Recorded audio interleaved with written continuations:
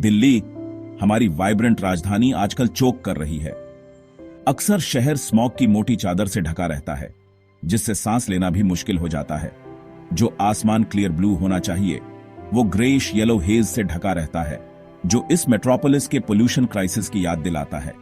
हर साल air quality और भी खराब होती जा रही है, जो यहां रहने वाले लोगों की हेल्थ और वेलबींग के लिए बहुत बड़ा खतरा है। दिल्ली का पोल्यूशन प्रॉब्लम कोई नई बात नहीं है। यह एक डिकेड से भी ज्यादा समय से बियायाच रहा है। खासकर सर्दियों में हालात और भी बदतर हो जाते हैं। इंडस्ट्रियल एरियाज और एग्रीकल्चरल लैंड से घिरा होने की वजह से दिल्ली की लोकेशन भी इस प्रॉब्लम को और बढ़ा देती है। जब हवा पड़ोसी राज्यों से पोल्यूटेंट्स लेकर आती है, तो दिल्ली टॉक्सिक एयर का कॉल्ड्रन बन जाती है, जो इसे दुनिया के सबसे पोल्यूटेड सिटीज में से एक बनाता है। लोगों को मास्क पहने देखना, जो कभी अजीब लगता था, अब दिल्ली में आम बात हो गई है। यह उस अनसीन डेंजर की याद दिलाता है जो हमारे सांस लेने वाली हवा में घुला हुआ है। एयर क्वालिटी इंडेक्स या AQI अक्सर खतरनाक लेवल्स तक पहुंच जाता है, खासकर सर्दियों के महीनों में, जो शहर की एयर क्वालिटी की ग्रिम पिक्चर दिखाता है। दिल्ली का एयर पोल्यूशन क्राइसिस सिर्फ एक एनवायरमेंटल इश्यू नहीं है, यह एक पब्लिक हेल्थ इमरजेंसी है। इसके डेवास्टेटिंग इफेक्ट्स को कम करने और आने वाली जेनरेशंस के लिए एक हेल्थी फ्यूचर सुनिश्चित करने के लिए सरकार, नागरिकों और इंडस्ट्रीज सभी को मिलकर इमीडिएट और सस्टेन्ड एक्शन लेने की जरूरत।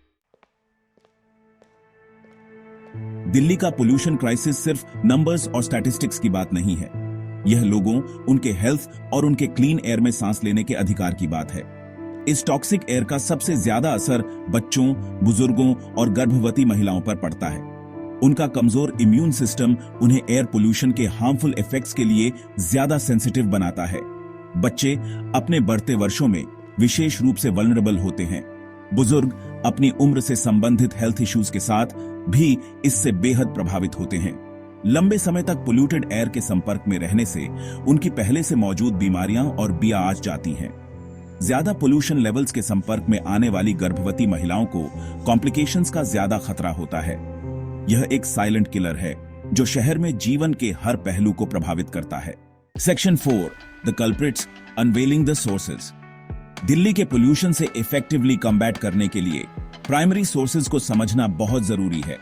सबसे बड़े कल्प्रिट्स में से एक है व्हीक्यूलर एमिशंस। इंडस्ट्रियल एमिशंस भी एक और प्रमुख योगदान करता है।